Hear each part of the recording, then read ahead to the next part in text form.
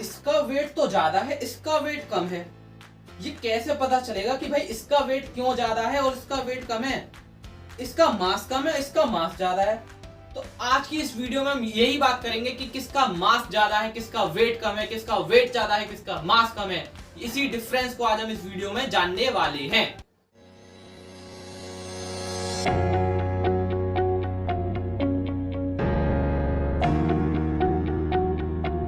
तो आज हम सबसे पहले बात करेंगे मास क्या होता है, फिर हम बात करेंगे वेट क्या होता है, फिर हम उन दोनों के डिफरेंस के बारे में जान लेंगे कि मास और वेट में क्या अंतर होता है, जो कि हमारी डेली लाइफ में हमारे लिए बहुत ज्यादा इंपॉर्टेंट है। तो मास क्या होता है ये देखते हैं सबसे पहले। ज्यादा चलते तो मास, ज्यादा हिलते तो मास, ज्यादा देखे तो मास, मामा मास। फिर से बोलो। तो जैसा कि अभी आपने स्क्रीन पर देखा, वह हमारा मास नहीं है, वह हमारा मास नहीं है। जो हम फिजिक्स में यूज करने वाले हैं वो अलग मास है, वो अलग मास। और जो अभी हमने देखा वो कौन सा मास था भाई? वो पिक्चर्स का मास था। अब जो हम बात करेंगे वो हमारी फिजिक्स में और हमारी डेली लाइफ में जो मास है उस वाले मास के बारे में आज हम बात कर रहे हैं। तो सबसे पहले बात करते हैं मास की डेफिनेशन के बारे में। तो स्क्रीन पर आप देखिए क्या लिख रहा है। The mass of an object is the quantity of matter. The mass of an object is the quantity of matter contained in it. कोई भी बॉक्स है, मान लिया इसके अंदर कुछ कुछ भरा हुआ है, कुछ भी भरा हुआ है, XYZ एटम्स है, बहुत सारे एटम्स एंड मॉलिक्यूल से बन के बना हुआ है ये हमारा बॉक्स। एटम्स एंड मॉलिक्यूल से मिलकर हमारा ये बॉक्स तैयार हुआ। हमने इसका देखा, इसका वजन है 2 किलो। इसके अंदर जो एटम्स एंड मॉलिक्यूल्स भरे हुए हैं उनका वेट है, उसका मास। हमने इसके अंदर जो भरा है उसका मास है 2 किलो, तो इस पूरी बॉडी का मास 2 किलो। तो बेसिकली मास है क्या चीज?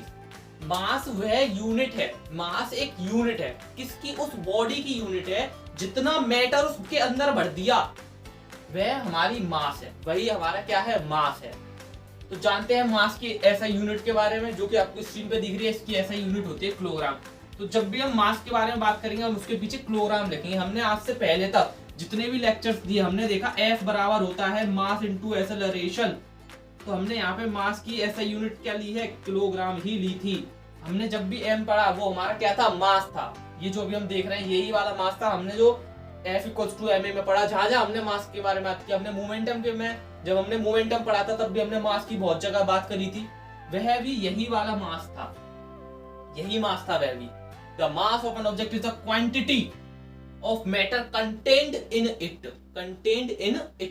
ठीक है, यही हमारा मास है। अब एक और बात जान लीजिए जो कि आपको दिख रही है, हमारा थर्ड पॉइंट है। Mass always be constant, always constant हमारा रहता है क्या? मास। क्या बात कहना चाह रहा हूं? ये एक बॉल मान लो, कोई भी बॉल है, उसका वजन 2 किलो है, उसका वजन 2 किलो है। तो अब मैं भाई मून पे ले गया उसे, उसका वजन 2 किलो रहने वाला है। फिर मैं उसे अर्थ के पोल्स पे ले गया तब भी 2 किलो, अर्थ के इक्वेटर पे ले गया तो भी 2 किलो, अर्थ के सेंटर पे ले गया तो भी 2 किलो। पूरे कहीं भी ले जाऊं उसका मास अगर 2 किलो है तो वो 2 किलो ही रहने वाला है, उसमें कुछ भी परिवर्तन नहीं आएगा। लेकिन वेट में ऐसा नहीं होता है। इसके जब वेट की बात करेंगे तो वेट को जान लेंगे। अभी बात चल रही है मास की, तो मास पे ही रहते हैं। एक पॉइंट और आया, मास ना कभी जिंदगी में जीरो नहीं होगा किसी बॉडी का। अगर वो जीरो हो गया तो वो मास ही नहीं है, मास ही नहीं है, उसमें मैटर ही नहीं है। अगर वह जीरो हो गया तो उसमें मास ही नहीं है, और ऐसा होना इम्पॉसिबल है। हर चीज के पास मास होता है, हर चीज का खुद का एक मास होता है। मास ना नेगेटिव होगा, मास नेगेटिव भी नहीं होगा, ना जीरो होगा। तो यहाँ पे हमने सब कुछ जान लिया है मास के बारे में। अब हम बात कर रहे हैं वेट के बारे में। अब हम बात कर रहे हैं वेट के बारे में। तो अब बात करने वाले हैं हम वेट के बारे में कि वेट क्या चीज होती है। The weight of an object is the force with which it is attracted toward the center of the earth, attracted towards the center of the earth। ये एक ऑब्जेक्ट है, ये एक ऑब्जेक्ट मान लिया, एक बॉक्स मान लिया हमने। इसके अंदर कुछ फिर से मान लेते हैं भरा हुआ है, कुछ भर दिया हमने इसके अंदर। इसको सेंटर की तरफ लेके आएगा कौन? एक फोर्स। क्या? एक फोर्स।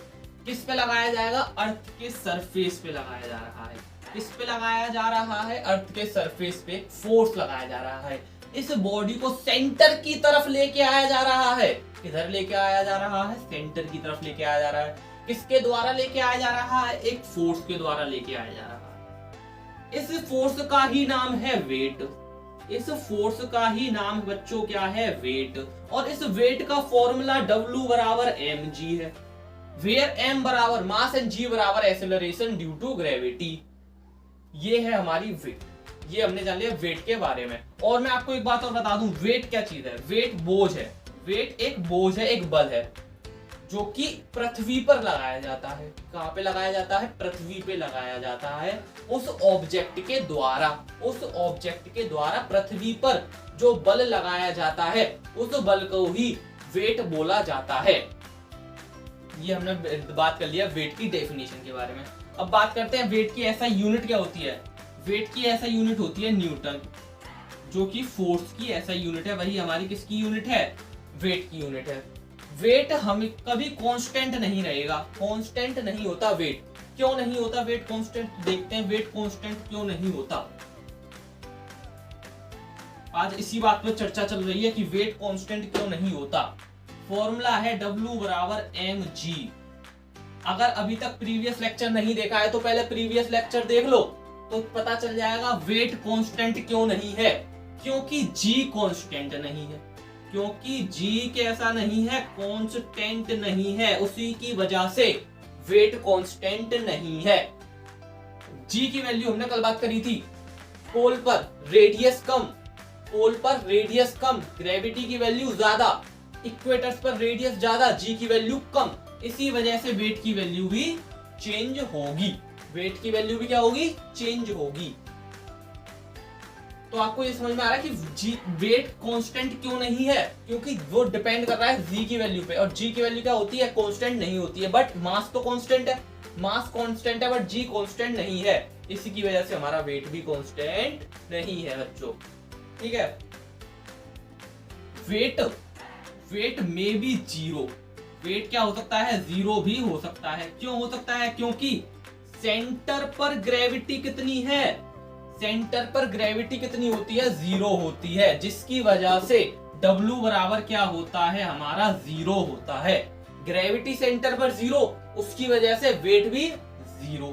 तो हमने बात कर ली है मास की, हमने बात कर लिया वेट की। अब हम दोनों का कंपैरिजन एक बार स्क्रीन पर देख लेते हैं। तो क्या लिख रहा है? मास के बारे में लिखा हुआ है the mass of an object is the quantity of matter contained in it. जितना मैटर उसके अंदर भरा है वह तो मास है, बट वेट क्या है? वेट एक फोर्स है जो कि ऑब्जेक्ट लगाता है अर्थ पर, उसको सेंटर में ले जाने के लिए जो फोर्स लगाया जाता है वह हमारा वेट होता है। हमने जान रहे हैं स्क्रीन पर सेकंड पॉइंट देखिए क्या लिख रहा है। ऐसा यूनिट केजी है किसकी? मास की। वेट की क्या है? न्यूटन है। मास कांस्टेंट होता है, वेट कांस्टेंट नहीं होता है। क्यों नहीं होता है? डिपेंड करता है जी की वैल्यू पर, क्योंकि जी कांस्टेंट नहीं है। फोर्थ पॉइंट क्या है? मास जीरो कभी नहीं होगा, बट वेट जीरो हो सकता है क्योंकि सेंटर पर ग्रेविटी जीरो है, तो वेट क्या होगा? जीरो होगा। अब एक पॉइंट और जानते हैं।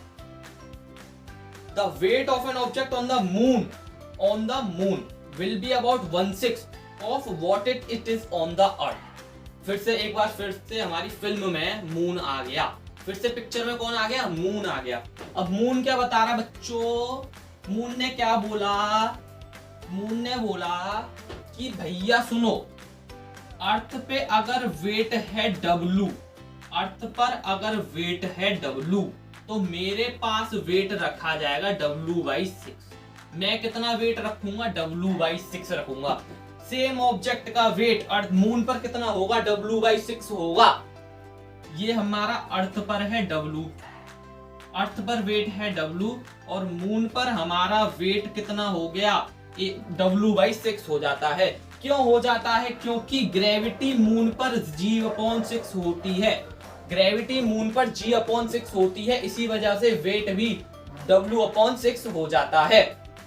तो आपके समझ में आ गया ये बात कि मून पर ग्रेविटी G/6, ग्रेविटी क्या होती है? 1/6 होती है, इसी की वजह से हमारा वेट भी मून पर 1/6 होता है। But mass always be constant. Mass अगर अर्थ पर 2 किलो है तो मून पर भी 2 किलो होगा। बट अगर किसी ऑब्जेक्ट पर वेट लग रहा है 60 न्यूटन, यहाँ पर जाकर कितना हो जाएगा? मून पर जाकर 10 न्यूटन। क्यों? क्योंकि यहाँ पर तो 60 न्यूटन था बच्चों, यहाँ पर क्या हो गया? 60/6 हो जाएगा, जो कि निकल के आ गया 10 न्यूटन। 10 न्यूटन ही रह जाएगा। ठीक है। तो यहाँ पे हमने बात कर लिया मास और वेट के बारे में, और हमने साथ ही साथ अपना ग्रेविटेशन का चैप्टर खत्म कर लिया है इस लास्ट वीडियो में। बस हमारे न्यूमेरिकल्स बचे हैं जो कि हम नेक्स्ट लेक्चर में देखेंगे। तो thank you for watching this video को लाइक कर दीजिएगा और चैनल को सब्सक्राइब कर लीजिएगा।